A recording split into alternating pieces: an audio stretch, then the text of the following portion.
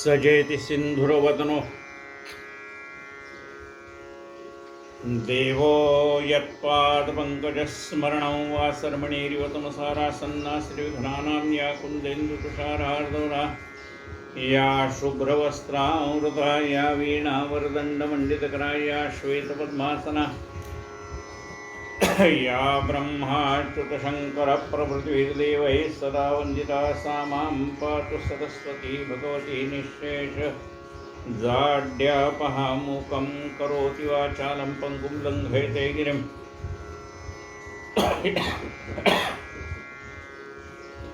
यत्कृपातमं वन्दे परमानन्दं माधवं नारायणं नमस्कृत्य नरं चैव नरोत्तमं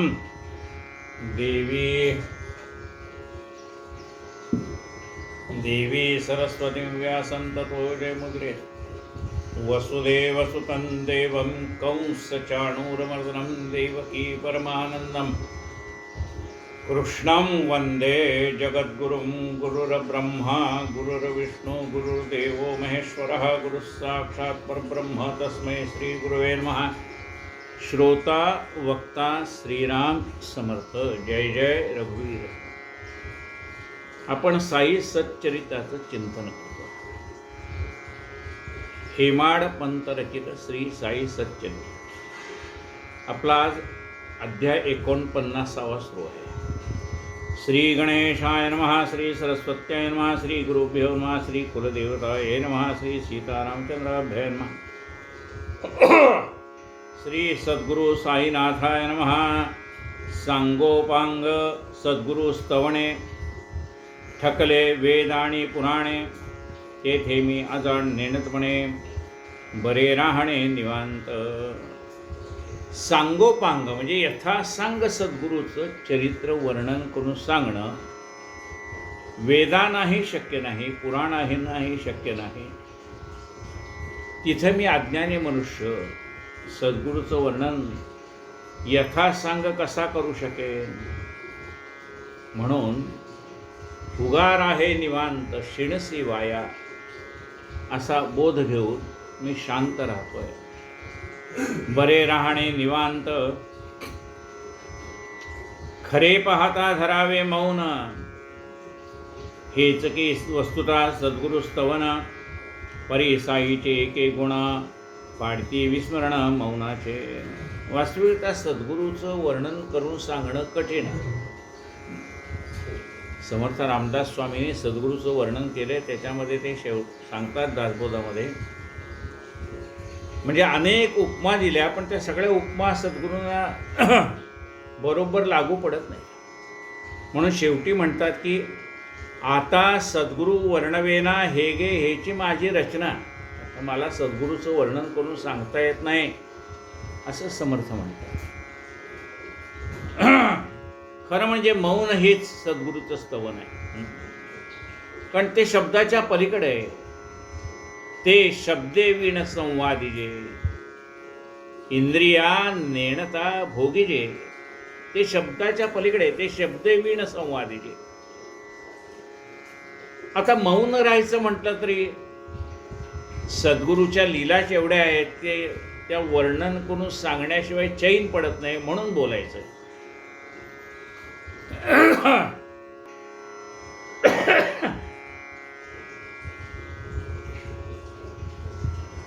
खरे पाहता धरावे मौन, हेच की वस्तुतः सद्गुरु स्तवन।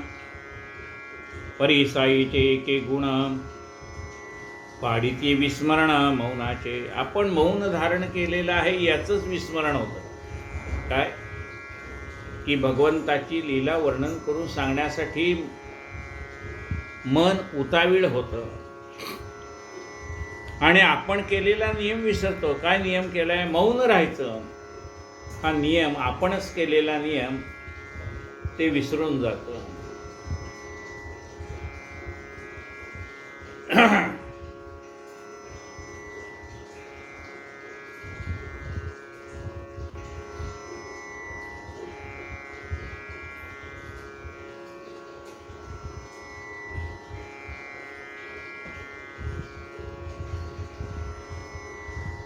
धन्य साईची आघात लीला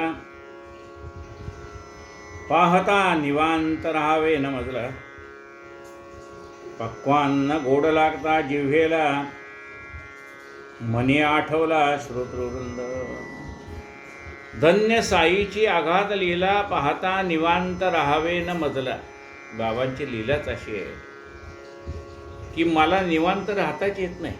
निवांत न राहावे मजला.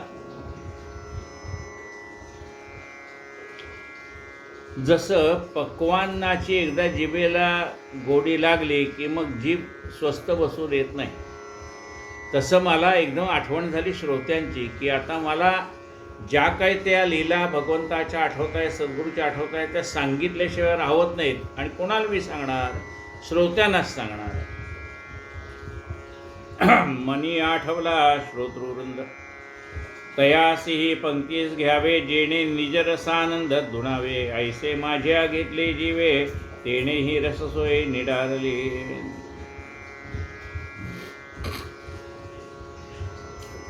असं वाटलं की मला हा जो आनंद मिळतोय तो श्रोत्यानं सुद्धा द्यावा.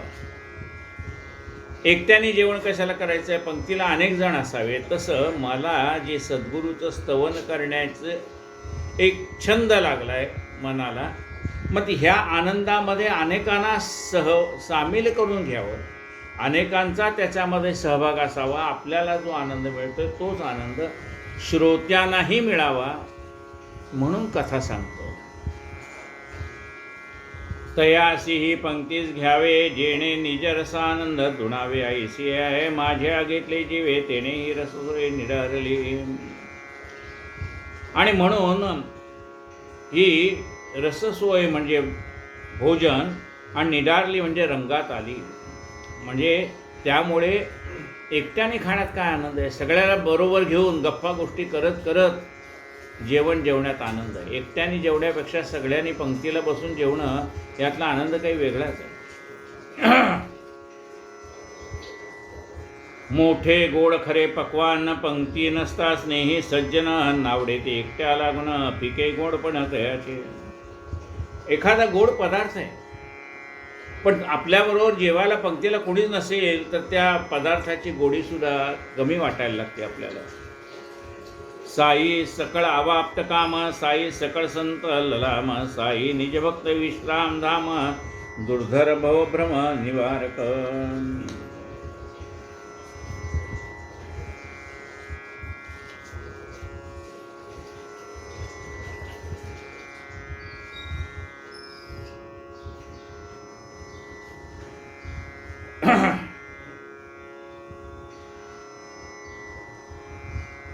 साई सकळ अवाप्त काम. सद्गुरूंच्या मनात काही इच्छा शिल्लक नाही ना. आपल्यासारख्या सामान्य माणसाचं कसं असतं, एक इच्छा पूर्ण झाली की लगेच दुसरी इच्छा निर्माण होते. ज्यांना कुठल्याही प्रकारच्या इच्छाच नाहीत असे आमचे सद्गुरू आहेत. सगळ्या संतांना आवडणारे असे आमचे सद्गुरू आहेत.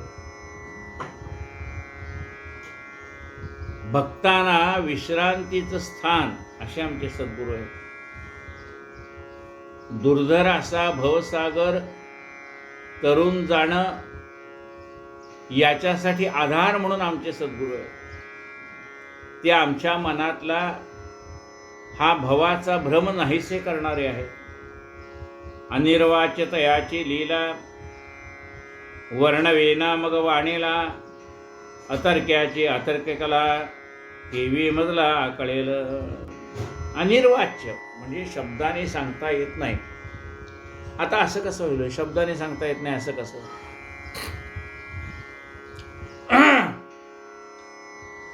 10 जण एकत्र जमलेले होते. त्यातल्या एका माणसाने 9 जणांच्या हातावर साखर ठेवली आणि म्हणाले साखर खाऊन घ्या. आता त्या 9 जणांनी साखर खाल्ली आणि मग ज्याने साखर खायला दिली होती त्या माणसाने त्या 9 जणांना सांगितलं, तुम्ही आता साखरेची गोडी वर्णन करून सांगा. ते म्हणाले साखर गोड आहे, पण त्याचं वर्णन करून सांगता येत नाही की इतकीच गोड आहे, तितकीच गोड आहे, तितकीच गोड आहे. म्हणजे साखरेची गोडी हा वर्णन करून सांगण्याचा विषय नाही, तर साखरेची गोडी हा अनुभवण्याचा विषय आहे. तसं सद्गुरू हा अनुभवण्याचा विषय, वर्णन करून सांगण्याचा विषय नाही. यतो वाचो निवर्तन्ते, ते शब्दाच्या पलीकडचंच आहे.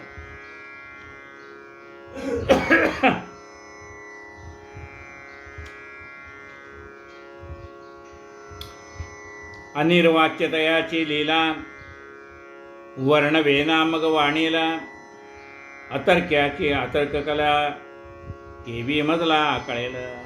सद्गुरू अतर्क आहे, म्हणजे तर्काच्या पलीकडे आहे. ते मला तर्काने कसं जाणता येईल.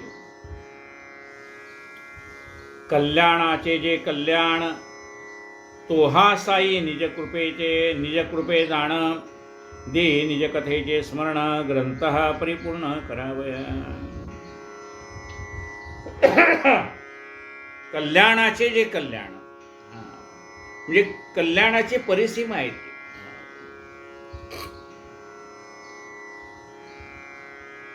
तो हा साई निज कृपे जाण, तसे आमचे साईबाबा कल्याणाचा परमधाम असणारे, ते मला कथा सांगण्याच्या विषयी प्रेरणा देतात. गावो जाता अगाध महिमान, समर्थ कोण करावया कथन, परा जेथे निघे परतोन, पश्यंती मध्यमा कोण कथा. 4 वाणी आहेत. परा, पश्यंती, मध्यमा आणि वैखरी. वैखरी म्हणजे आपण जे आता बोलतोय त्याला वैखरी वाणी म्हणतात. म्हणजे जे शब्द मला पण ऐकायला येतात बोलताना आणि तुम्हालाही ऐकायला येतात, त्याला वैखरी वाणीनी म्हणतात. श्रीराम जय राम जय जय राम, श्रीराम जय राम जय जय राम. हा जो आपण जप करतो हा वैखरीचा जप झाला. आता मध्यमाचा जप बघा, मध्यमा वाणीचा जप. वैखरीचा जप आता सांगितला की मी म्हणतो ते श्रीराम जयराम म्हणणारं मंत्राचा स्वर मलाही ऐकायला येतो, म्हणजे म्हणणाऱ्यालाही ऐकायला येतो आणि ऐकणाऱ्यालाही ऐकायला येतो.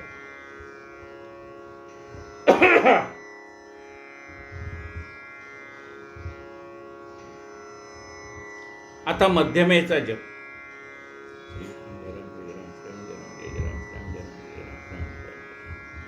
म्हणजे हा स्वर माझा मला एकट्यालाच ऐकायला येतो, तुम्हाला ऐकायला येत नाही. श्रीराम जय राम श्रीराम श्रीराम म्हणजे आपलं आपण बोलणं आणि फक्त आपल्याला ऐकायला येईल एवढाच जप करणं. म्हणजे त्या जपावरती आपलं लक्ष राहण्यासाठी तो जो जप केला जातो त्या जपाला म्हणतात मध्यमेचा जप. आता पश्यंतीचा जप म्हणजे काय, ओठ सुद्धा हलत नाहीत, पण हातात घेतलेल्या माळेचे मणी पुढे पुढे सरकत जात आहेत आणि मग मेरुमणी आला की आपण माळ बदलतो. हे समोरच्याला दिसतंय. मग तो म्हणजे हा जपाचा उच्चार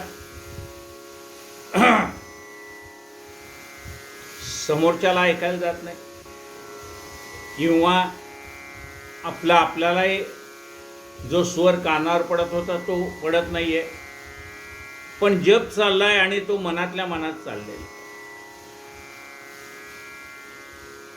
आता परावाणीचा जप म्हणजे काय, त्याला हे तिन्ही गोष्टी काही कराव्याच लागत नाही. पडिले वळण इंद्रिया सकळा, त्या इंद्रियाला एवढं वळण पडून जातं की जप आपोआप सुरू राहतो, आपल्याला कळत पण नाही की आपण जप करतो. त्याला परावाणीचा जप म्हणतात. म्हणजे अशा प्रकारच्या 4 वाणी प्रत्येक माणसाला आहे. परा, पश्यंती, मध्यमा आणि वैखरी. हा परावाणीचा जप हा पराकोटीचा जप जो आपल्या नकळत होतो. मग इथे काय म्हटलंय, गाऊ जाता अगाध महिमान, समर्थ कोण करावया कथन, परा जेथे निघोन. जिथे परावाणीला सुद्धा हे जमत नाही तिथे पश्यंती, मध्यमा आणि वैखरीला कोण विचारणार.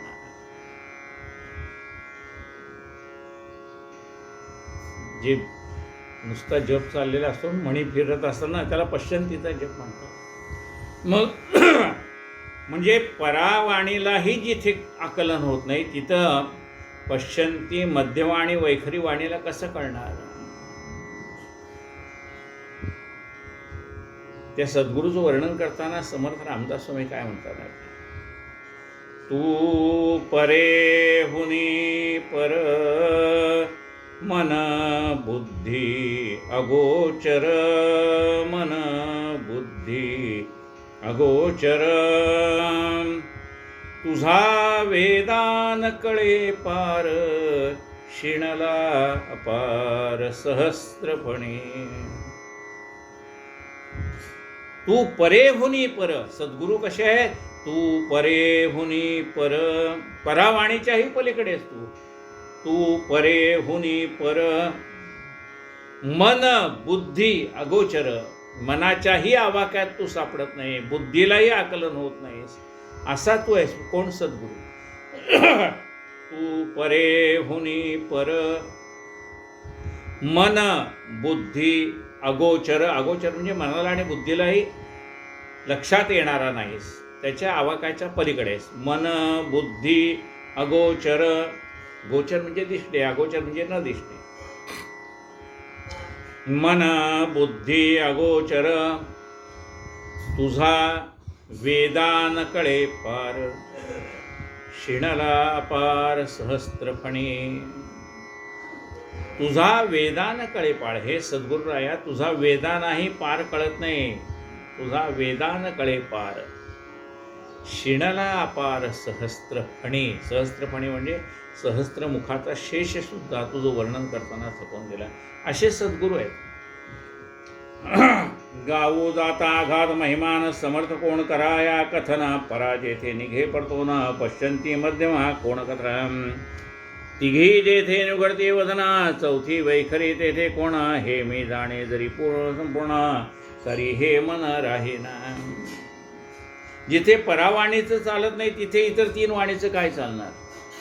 पण माझं मन मला स्वस्थ बसू देत नाही. सद्गुरूचे पायीन विनटला, यथार्थ स्वरूपे येना हाता, श्री येना हाता, संत हरिस्वरूप स्वतः कृपाहस्ता प्रार्थावे.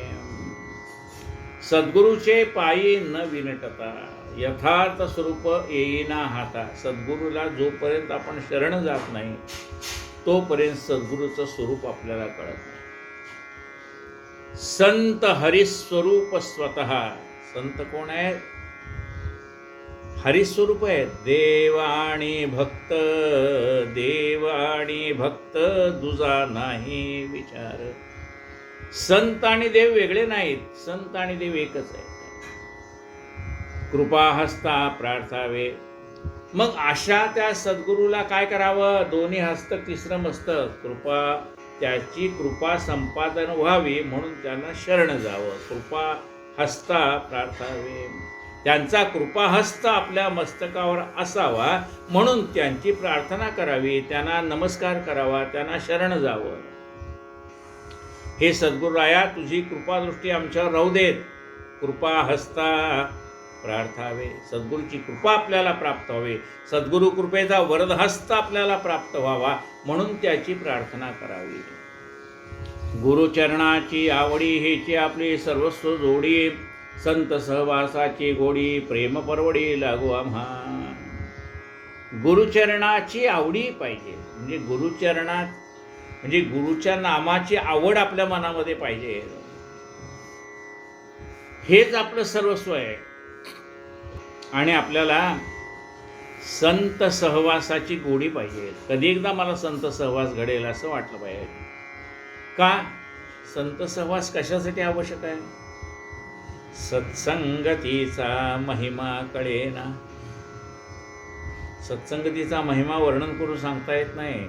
सत्संगतीचा महिमा कळेना, सत्संग कोठे श्रमल्या मिळेना, श्रमल्या मिळेना. सत्संगतीने तुटती कुबुद्धी, सत्संग होता बहुसाल सिद्धी. संत सहवासाची गोडी प्रेम परवडी लागो आम्हा. संतांचा सहवास लाभला की देवावरती प्रेम कसं करावं हे संत आम्हाला शिकवतात. प्रेम रसे जडली मिठी. संताने प्रेमाने भगवंताला आपलंसं केलेलं आहे. मग तो प्रेमरस कसा आहे ते आपल्याला संत सहवासात कळतं. जे संतांचे भक्त आहे, देवाचे भक्त आहेत, त्यांच्या सहवासात आपल्याला कळतं. एकदा एकाने विचारलं कबीराला की कबीराचे विणतो शेले जानकीचा नाथ. म्हणले पहा, तुम्ही त्या रामनामामध्ये इतके रंगून जाता की तुमचं विणण्याचं काम, शेले विणण्याचं काम प्रत्यक्ष रामराय करतं. केवढे भाग्यवान आहात तुम्ही. तेव्हा कबीराने काय सांगितलं? कबीर कबीर क्या कहे. अहो कबीर कबीर काय म्हणतात की कबीरावर रामाची कृपा आहे, कबीरावर रामाची कृपा आहे असं म्हणतात ना. अहो कबीराचं जेवढं रामावर प्रेम आहे ना, त्याच्यापेक्षा जास्ती त्या रामावर प्रेम करणारी, त्या कृष्णावर प्रेम करणारी मंडळी आहे. कोण आहे? कबीर कबीर क्या कहे, ज्या जमुना के तीर. अरे त्या यमुनेच्या किनाऱ्यावर जा म्हणजे तुम्हाला कळेल. काय कळेल?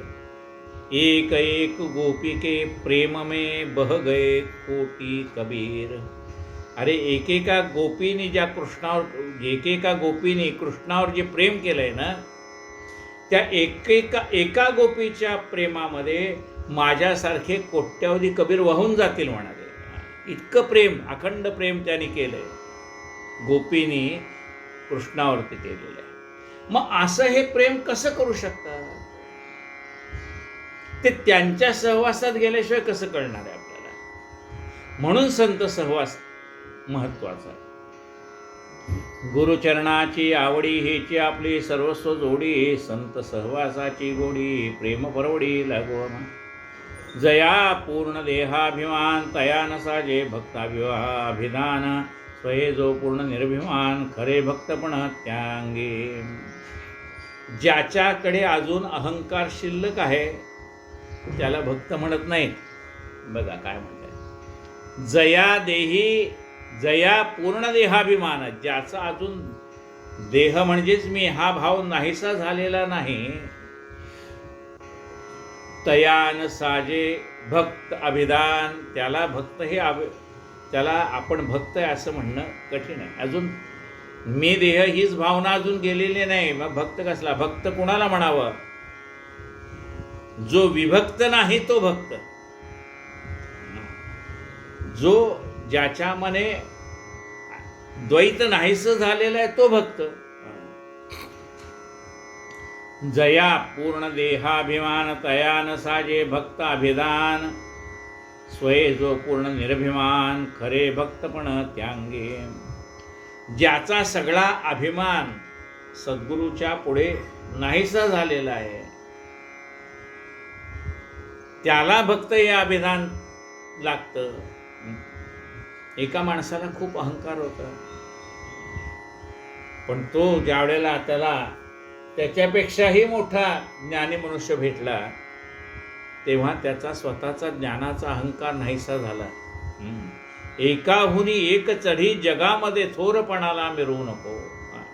अरे तुझ्यापेक्षा कोट्यावधी लोक चांगले आहेत, म्हणून आपण कधी आपल्या स्वतःला चांगलं म्हणून घेऊ नये. काय आपल्यापेक्षाही ज्ञानी माणसं जगामध्ये आहेत, आपल्यापेक्षाही विद्वान माणसं जगामध्ये आहेत, आपल्यापेक्षाही भगवंतावर प्रेम करणारी माणसं जगामध्ये भरपूर आहेत. असंख्यातरे भक्त होऊन गेले, तिहे साधनांचे बहु कष्ट केले.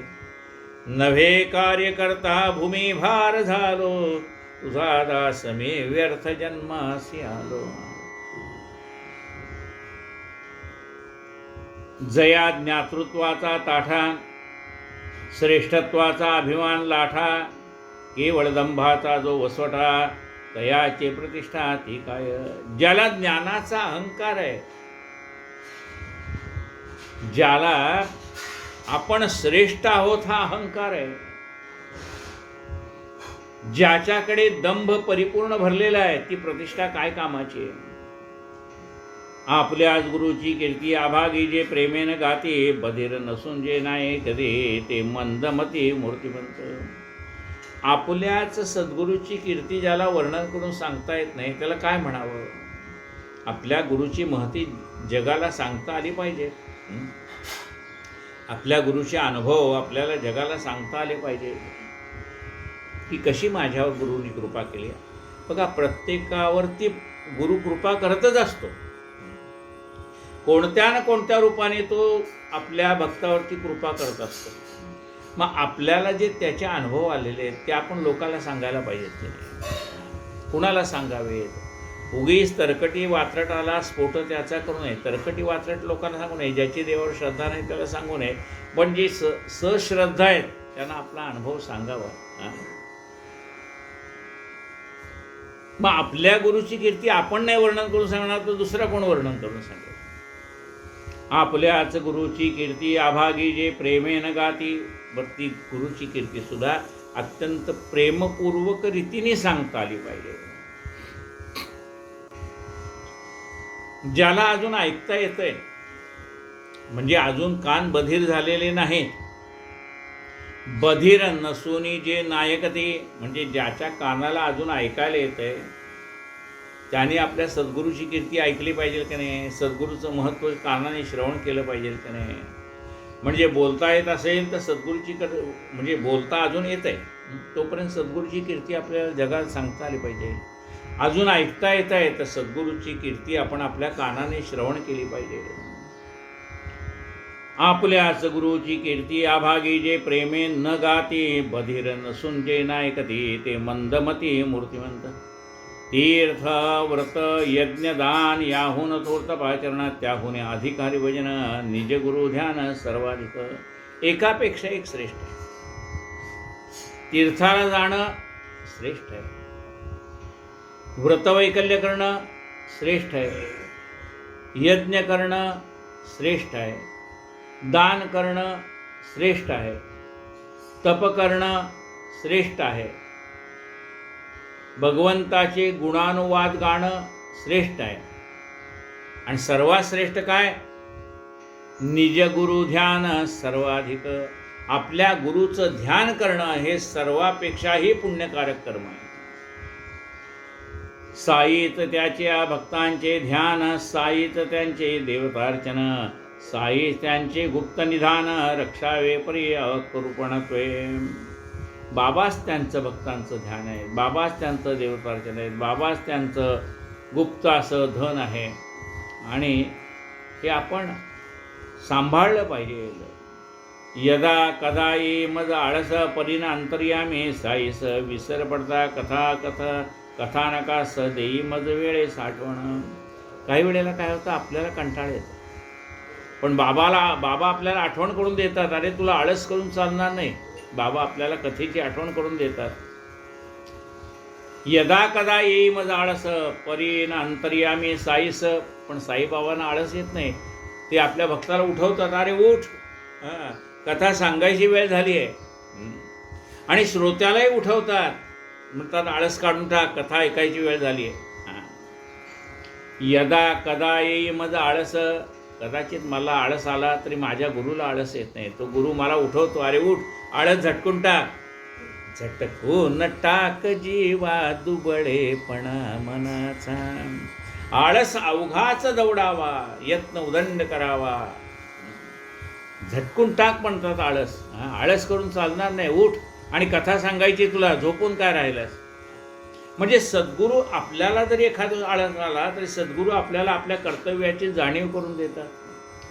श्रोत्यांना एखादा आळस आला, जाऊ दे आज नाही कथा ऐकली तर चालेल, पण प्रेरणा देतात सद्गुरू, नाही आज आपल्याला ऐकायचं आहे बरं का कथा. म्हणजे आपण जरी आळस केला तरी आपले गुरु आपल्याला आपल्या कर्तव्याची जाणीव करून देतात. अरे जोपर्यंत ऐकायला येतं तोपर्यंत ऐकून घ्या, जोपर्यंत बोलता येतं तोपर्यंत बोलून घ्या असं सांगतात. यदा कदा येई मज आळस परीन अंतर्यामी, साईस विसर पडता कथानकास देई मज वेळे साठवण. बसू म्हणता क्षण निवांत माझे काही न चाले तेथ, कथा ऐसी स्फुरे कल्पित लेखणी हातात घेणे पडे. बरं म्हणलं आता निवांत थोडा वेळ बसावं. तेवढ्यात बाबा असं काही सुचवतात की लगेच लेखणी हातात घेऊन ते लिहून ठेवावं असं वाटतं.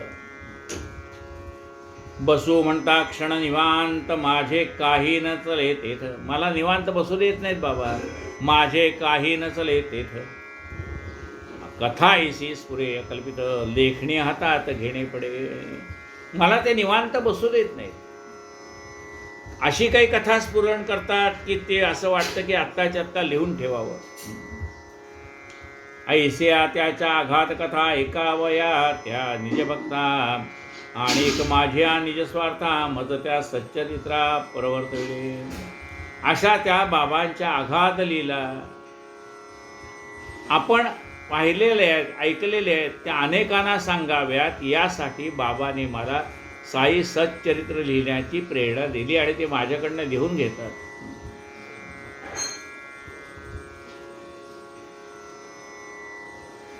ऐसिया त्याच्या अगाध कथा ऐकावया त्या निजभक्ता,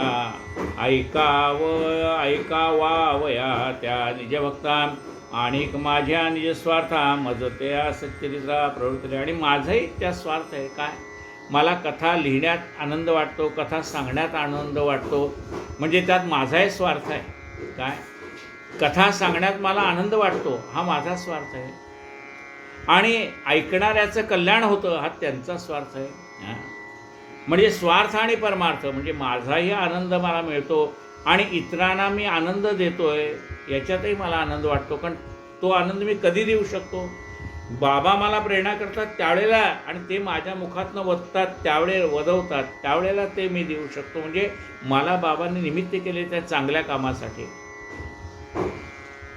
नाही तरी संतांच्या कथा ज्याचा तोच रचिता लिहितात, त्याची ती स्फूर्ती नसता केवळ निरसता पदोपदी.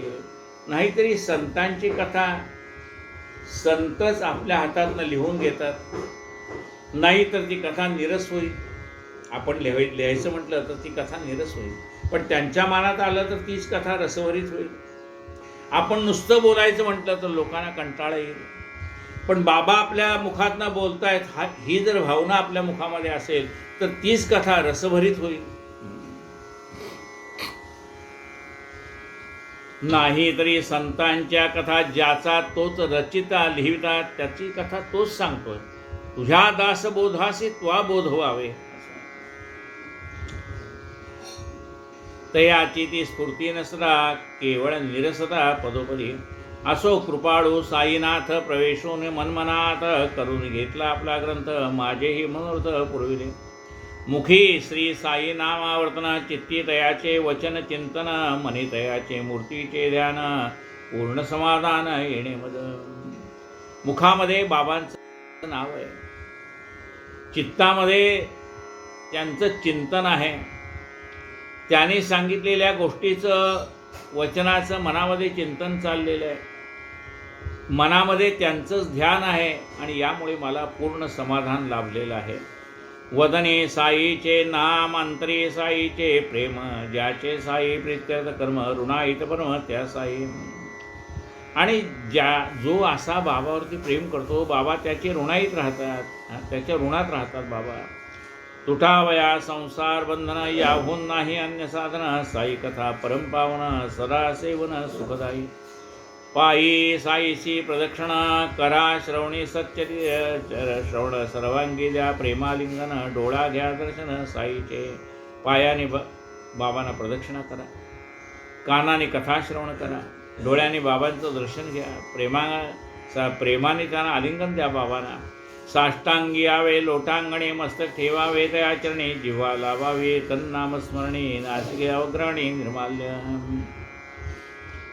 बाबांना साष्टांग नमस्कार घालावा, त्यांच्या चरणावर मस्तक ठेवावं, जिभेने नामस्मरण करावं, नाकाने पायावरती वाहिलेल्या निर्माल्याचं अवग्रहण करावं, म्हणजे त्या निर्माल्याचा वास नाकाने घ्यावा. आता पूर्वकथानुसंधान कथाध्यायी श्रोत्या लागून, चमत्कार प्रिय भक्त कथा कथन कथिने वचन दिले. स्वयेन स्वार्थ परार्थ परायण नसता, संतांच्या अधिकाराची जाण केली, कोणी तयाचे वर्णन अविश्वासी मन दयाचे. स्नेही कथिता साईच्या गोष्टी ऐके परी तो दोषैक दृष्टी तया न मिळता स्वानुभव पुष्टी काही न सृष्टी माने सृष्टीत मानितो. बाबांच्या कथा अनेक लोक ऐकतात, पण ज्याचं दोषी मन आहे ना, तो त्यातले दोष पाहत असतो. तो म्हणतो जोपर्यंत मला स्वतःला अनुभव येणार नाही तोपर्यंत मी याच्यावर विश्वास ठेवणार नाही. हरी कान्होबा नामाविधान स्नेहासवे मुंबईहून करावया साईचे परीक्षण निघाले पर्यटन करावया. कान्होबा नावाचे एक भक्त आपल्या मित्राबरोबर, ते नंतर भक्त झाले, पण बाबाच्या एका भक्ताबरोबर ते शिर्डीला निघालेत. म्हणले चला प्रवासही होईल आणि बघूयात. इतके लोक बाबांचं वर्णन करून सांगतात, काय बाबा म्हणजे काय आहे आपण पाहूयात एकदा. एवढं काय बाबांच्यामध्ये आहे की इतके लोक त्यांच्या नादी म्हणजे त्यांच्या सेवेला लागले. हरी कान्होबा नामाविधान स्नेहासवे मुंबईहून करावया साईचे परीक्षण निघाले पर्यटन करावया. परी साईची कला कुसरी प्रकाशे जे सकळांतरी येते लाघवती नवपरी कोड निर्धारी जाणील. हरिभाऊ शिर्डीस निघता कारण कळले साई समर्था केवळ चमत्काराचा भुक्ता तितकीच पात्रता तयाची. हा हरी कान्होबा, त्याचं नाव काय, हरी कान्होबा. हा हरी कान्होबा जेव्हा मुंबईहून बाबांच्या दर्शनाला निघाला, लगेच बाबांना कळलं की हा आपलं परीक्षा घ्यायला आलाय, याला काहीतरी चमत्कार पाहायचा आहे.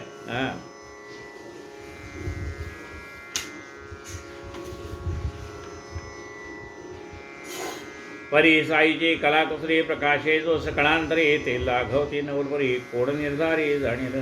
हरिभाऊ शिर्डीस निघता कारण कळले साई समर्था केवळ चमत्काराचा भोगता तितकीच पात्रता तयाची. तितकीच तया दावी चुणूक घेई आपलासा करून निष्ठंक तयाच्याही श्रमाचे सार्थक युक्ती प्रयोजक संत करे.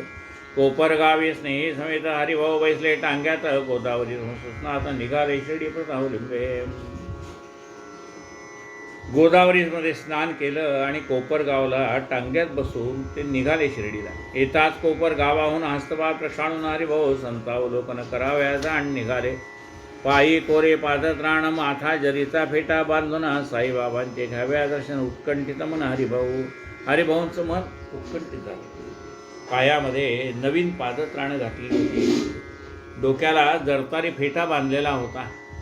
मग ते येता मशिदीशी जोडून देखून या सायसी वाटले सन्नीत जाऊन त्यासी लोटांगणेसी वंदावे. परी पादत्राणाची अडचण ठेवावयानं निर्भयस्थान तेथीचे कोपरा पाहून त्याची ती सारून ठेवली. आता जाऊन बाबांच्या पाया पडावं असं वाटलं, पण मन कशात गुंतलंय, चपलेमध्ये गुंतलंय. अरे नवीन चप्पल आहे, चप्पल गेली तर काय करायची. म्हणून असं म्हणतात की मंदिरात जाताना संतांच्याकडे जाताना जुन्या चपल्या घालून जावे. म्हणजे चप्पल राहिली का गेली का आपल्याला काही वाईट वाटत नाही. पण आपण जर नवीन चप्पल घालून गेलो तर संतांच्या असो का देवाच्या दर्शनाला असो आपलं लक्ष त्या चपलेमध्ये गुंतले असेल. कारण तिथं पादत्राण ठेवायची जागा असेल ना तर मग आपण निश्चिंत असतो. पण तिथे जर पादत्राण सांभाळणारा कोणी नसेल तर मात्र आपलं लक्ष त्या चपलेमध्येच गुंतलेलं राहतं.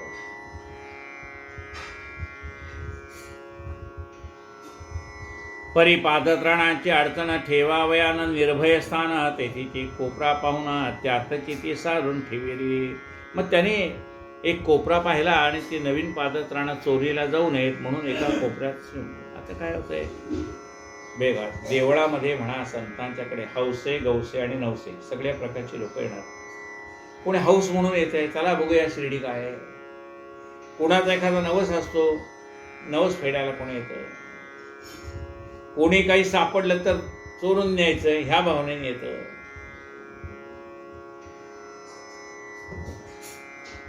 समर्थ रामदास स्वामींनी दासबोध ग्रंथात लिहिले, श्रवणाड विक्षेपेती नाना जिन्सी सांगू किती. श्रवणा म्हणजे श्रवण करण्या, कथा ऐकायला आलेल्या लोकांच्या किंवा दर्शनाला आलेल्या लोकांच्या दर्शनाच्या मध्ये विघ्न आणि श्रवणामध्ये विघ्न कशाचं यासाठी येतं की चोरटे लोक चोरून नेती पादरक्षा. चोरटे लोक आपली पादत्राण चोरून नेतील का हा विचार कथा ऐकता ऐकता सुद्धा त्यांच्या मनामध्ये असतो आणि दर्शन घेताना सुद्धा त्यांच्या मनामध्ये असतो.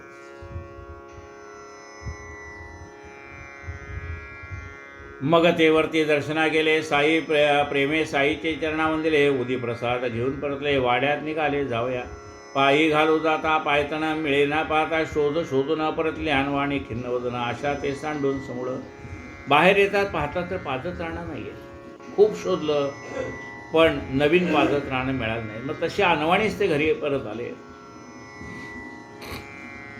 वाड्यात आले. पायी घालू जाता पायतण मिळेना पाहता. शोध शोधून परतले. अनवाणी खिन्न वदन आशा ते सांडून समूळ. कारण तेथे मंडळी फार येती जाती वारंवार. पुसावे तरी कोणा साचार काहीही विचार सूचना. बरं तिथे असंख्य लोक बाबांच्या दर्शनाला येत होते. कुणाला विचारायचं चप्पल कुणी घेतली म्हणून. आता आपल्याला चप्पल पुन्हा सापडणार नाही अशा विचारांनी ते वाड्यात परत आले. ऐसे तयांचे दुश्चितमना डोळ्यापुढे पादत्राण. चित्तास पादत्राण चिंतन सर्वानुसंधान पादत्राण. हौसेसारखे विकत घेतले पादत्राण. गेले हरवले कोळ अर्थात कोण्या चोरान चोरले. निश्चय वाटले तयास. असो पुढे केले स्नान पूजा नैवेद्यादी सारून. पंक्तीत बसून केले भोजन परीन समाधान चित्तास. पुढं आले स्नान झालं नैवेद्य झालं भोजन झालं पण मनात काही समाधान नाही. कारण सगळं लक्ष कशात गेलं आहे. आपली नवीन चप्पल हरवली याच्यामध्ये गेलं. असो पुढे केले स्नान पूजा नैवेद्यादी सारून. पंक्तीत बसून केले भोजन परीन समाधान चित्तास. सभा मंडप साईचे स्थान तेजून साईचे दृष्टी चुकून. कोणी न्यावे माझे पायतण आश्चर्य लहाने काय. लागली दया हुरूर चित्त नाही अन्नपानावर. मंडळी समेत आले बाहेर आचो कर धुवाव्या. इतक्यात एक मुलगा मराठा हरवल्या पादत्राणाचा बाहुटा. लावून एका काठीचे शेवटा पातला त्या ठाई अवचित.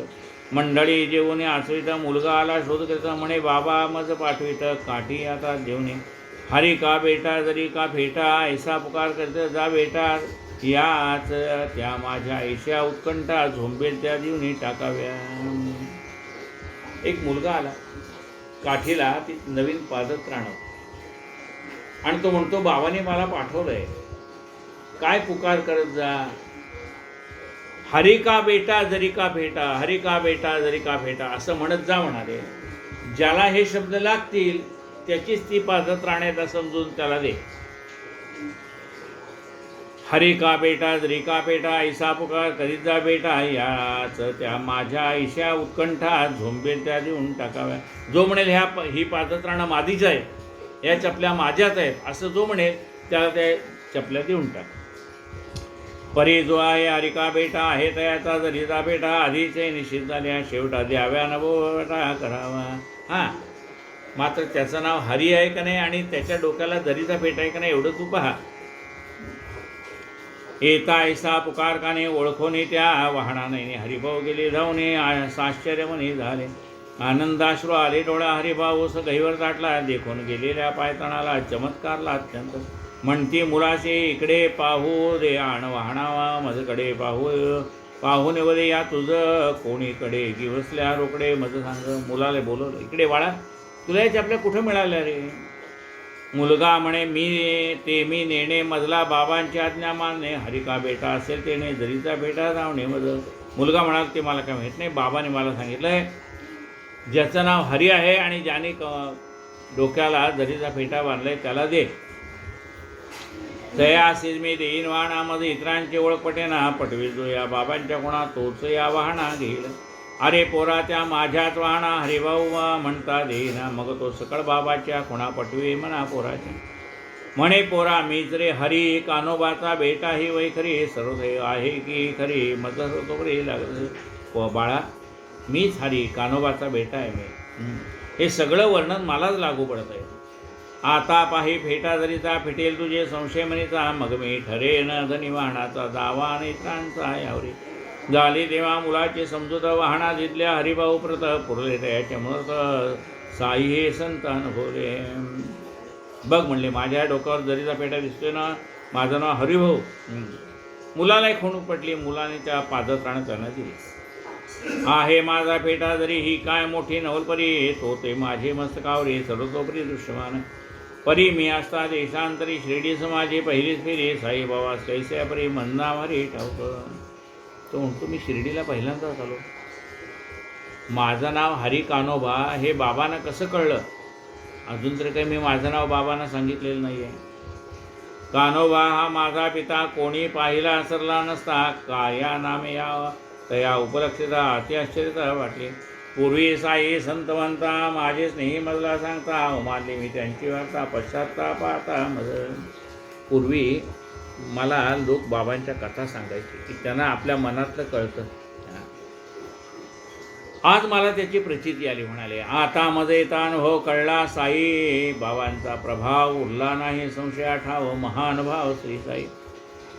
जया मने जैसा भाव, हरिभाऊ तैसाचा अनुभव, संत कृष्ण लालसा स्वभाव, परमार्थ हाव नाही म्हणे. त्यांना फक्त बाबांची परीक्षा घ्यायची, परमार्थाची गोडी त्याच्यामध्ये नव्हती. फक्त बाबांच्याबद्दल लोक जे सांगतात ते खरं का नाही एवढंच परीक्षा करायला तो आलेला होता.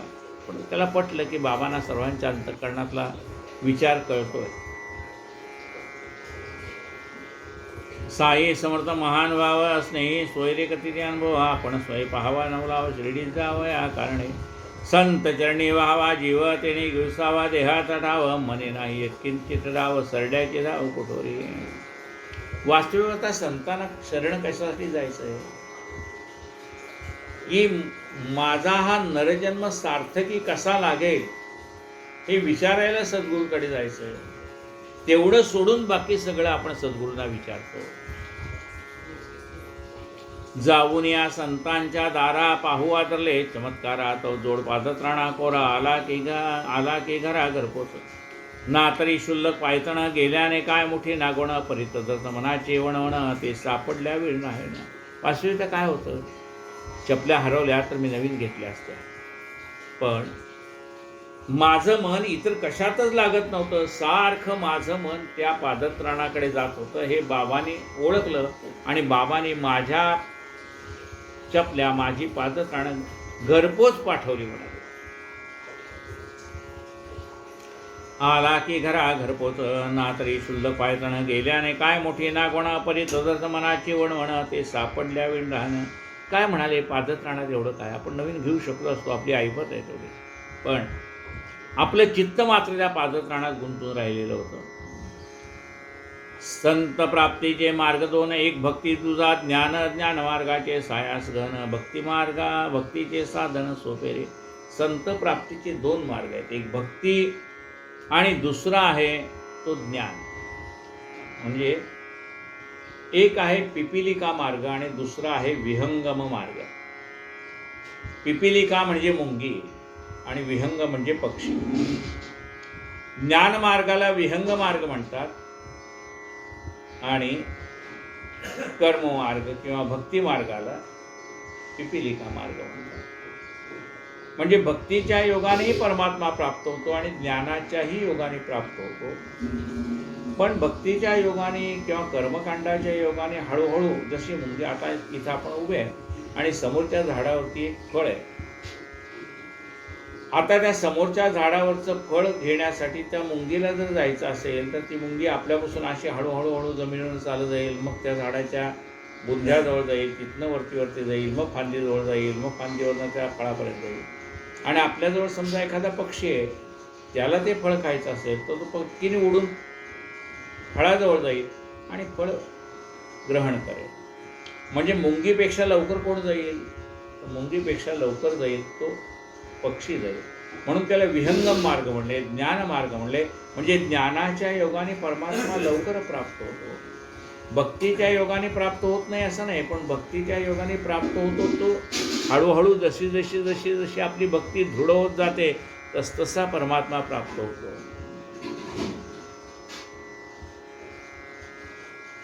संत प्राप्तीचे मार्ग दोन, एक भक्ती तुझा ज्ञान, ज्ञान मार्गीचे सायास घन, भक्तीचे साधन सोपेरे. पण ज्ञान मिळवायसाठी कष्ट आहे, त्या मानाने भक्ती सोपी आहे.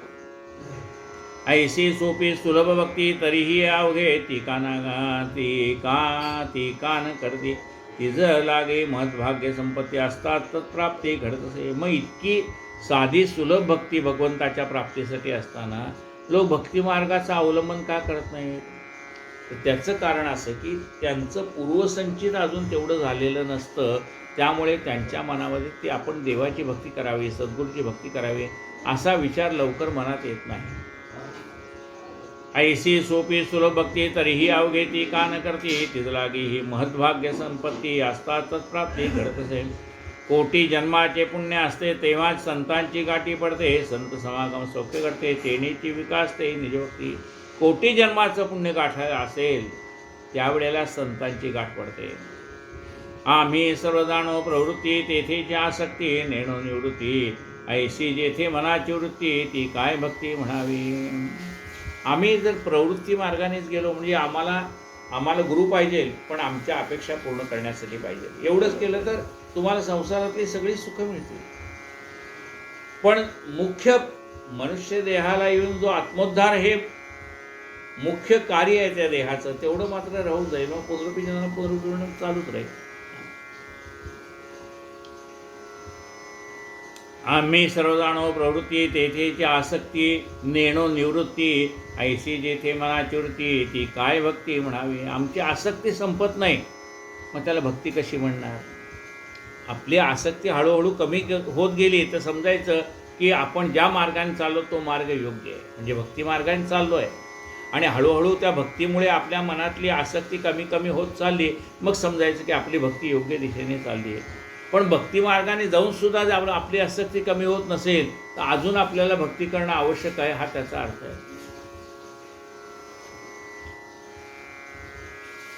जैसी जैसी आमची भक्ती तैसी तैसी आम्हाशी प्राप्ती, हे तो केव्हाही घडणार निश्चिती. येथे नवरांती तिळ मात्र विषय भोगार्थ निशी, आम्ही जमलो साईपाशी, आम्हा ते देणगी तैसी परमार्थ असे परमार्थ. जे विषय सुखासाठी सद्गुरूंच्या जवळ आलेले, म्हणजे जीवनातलं काही ऐश्वर मिळावं, अमुक मिळावं तमुक मिळावं, त्याच्यासाठी आले, त्याला बाबा देतातच आहेत.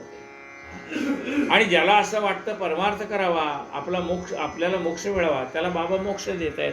म्हणजे जो जे मागेल ते देत आहेत, जो जे वांचेल तो ते लाभो. आपण जर काय इच्छा करायची ते आपल्यावर आहे ना. आणि म्हणून असं म्हटलं की समर्था पुढे काय मागो कळेना, दुराशा मनी बैसली ते ढळेना. आपल्याला काय मागावं हे कळत नाही, म्हणून सद्गुरूंना सांगायचं, मागो नेणे दे रे राम, मज न कळे ते दे रे राम, तुझी आवडी दे रे राम. म्हणजे देवा तुझ्याजवळ काय मागावं हे आम्हाला कळत नाही, मग काय मागावं याची बुद्धी तूच आम्हाला दे. ज्यामध्ये माझं कल्याण आहे असंच मला दे, तशीच मला मागण्याची बुद्धी होऊ दे. विषय भोगार्थानिशी आम्ही जमलो साईपाशी, या माते देणगी तैसी परमार्थ्यासी परमार्थ. आस्वात आणि केक सोमदेव स्वामी नामक करावया, साईची पारख पातले प्रत्यक्ष शिर्डीत. आता आणखीन एक कथा आहे सोमदेव स्वामीची, ती आपण आता उद्या पाहूया. कायेन वाचा मनसेंद्रियर्वा, बुद्ध्यात्मना वा प्रकृती स्वभावात्, करोमि यद्यन् सकलं परस्मै नारायणायति समर्पयामि. अच्युतं केशवम्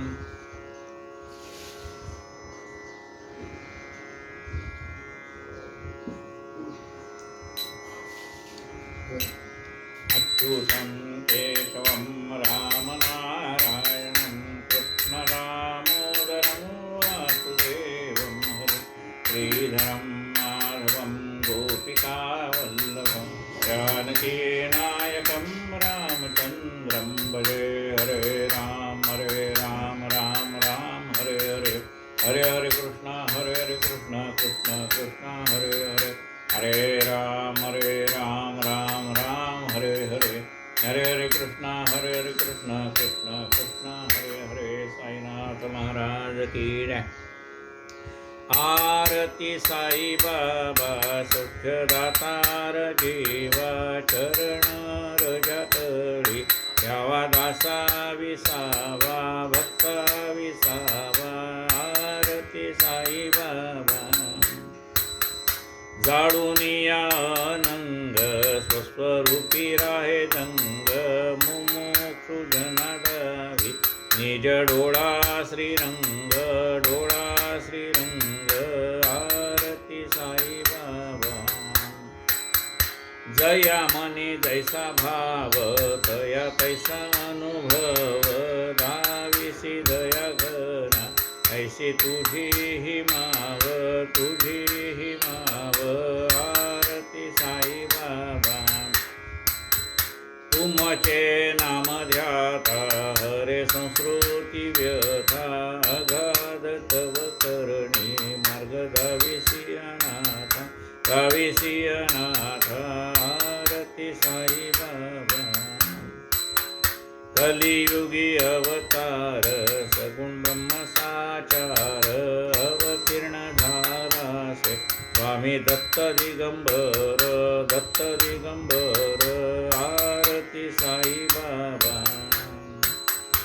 आठा दिसा गुरुवारी भक्त करी तिवारी प्रभुपद पहावया भव भय निवारी आरती साई बाबा माझा निज द्रव्य ठेवा तव चरण रज सेवा मागणी हिची आता तुम्हा देवाधिदेवा आरती साई बाबा